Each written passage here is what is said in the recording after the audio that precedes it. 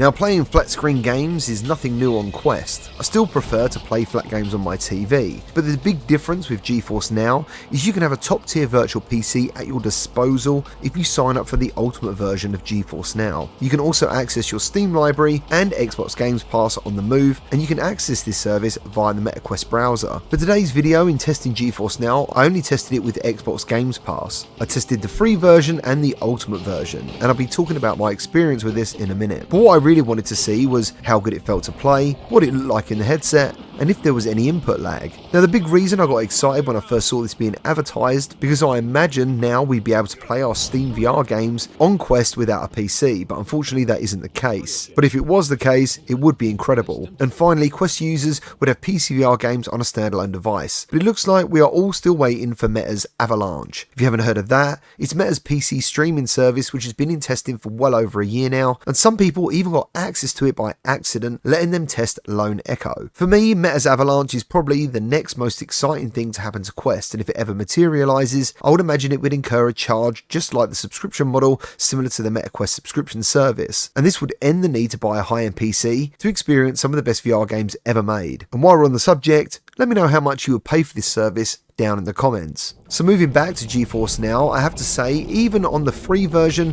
which has a lot of features missing in comparison to the ultimate version, it was actually a pretty awesome experience aside from the long queues. There was also an RTX error on the free version trying to play Indiana Jones, and I never quite figured out why that happened. As time went on, eventually I got sick of the queues and went for the ultimate version.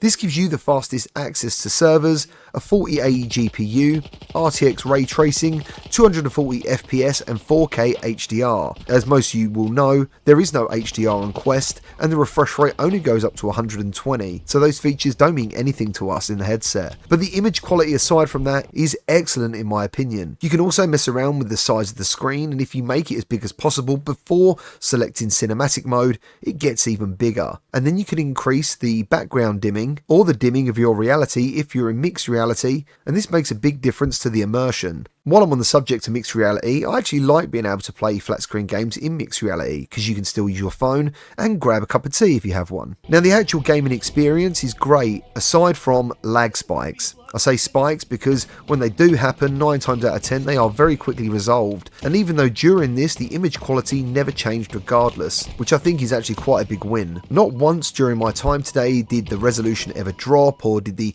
image look like it was slow to load or low in resolution. It looked really good throughout. But while we're talking about lag spikes, I think this is really make and break for the service. Say you're online racing in Forza and you miss a turn. That's it. You've lost, and that's going to really piss some people off, as it would me. So ideally, I would use this service only for single player games to avoid the anger that can happen with the situation. But I have to reiterate, this situation was pretty rare, and I would say the entire last hour of me testing today, which included playing Halo Online, was actually perfect. Also, if you get any pop-up windows you need to interact with, if you hold down the view button and the menu button simultaneously for around 2 to 5 seconds, you'll get a pop-up virtual keyboard and mouse. If you don't know where these buttons are, they're either side of the Xbox button, and you'll need to use this quite a lot. If you stay using the browser, you'll be all good, but if you try to do anything else within MetaQuest at the same time, just be sure to reselect the browser again to take control of the window. My advice to you is try the free version and play a couple of games that aren't that popular to avoid queues, and then ask yourself, is this something you would use on the move? Now personally, I think it's something I will try next time I'm travelling, but if you're bound to bad hotel Wi-Fi or hotspotting on your phone, that would mean making sure you got a decent 5G connection and unlimited data. The ideal scenario for using Geforce Now on the move might not arise that often. So I guess the main question is, what reason would you want Geforce Now on MetaQuest? And the only answer is because you want high quality PC gaming on the move. If you're not moving though, and you have a decent display at home, I honestly wouldn't bother. It's great at what it does, and I am very impressed, but once my first month of Geforce Ultimate is up, I doubt I'll ever use it until I go abroad, and even then I tend to use my phone or handheld gaming system like my PSVR or my Mod Retro Chromatic. I hope this helps you make a decision. If you have used Geforce Now, please let others know how you feel about it and what you recommend down in the comments, and I'll see you all on the next one.